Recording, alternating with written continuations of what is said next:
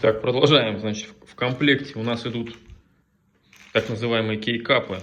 Причем они двухслойные, я так понимаю, или как они называются. В общем, у них есть вот такая расцветка. Клавиатура называется типа что-то Travel London, поэтому здесь вот лондонские какие-то символики. Есть еще зеленые, есть какие-то просто зеленые почти без надписи или без картинок. В общем, вот такой шнур. С одной стороны Type-C, с другой стороны USB.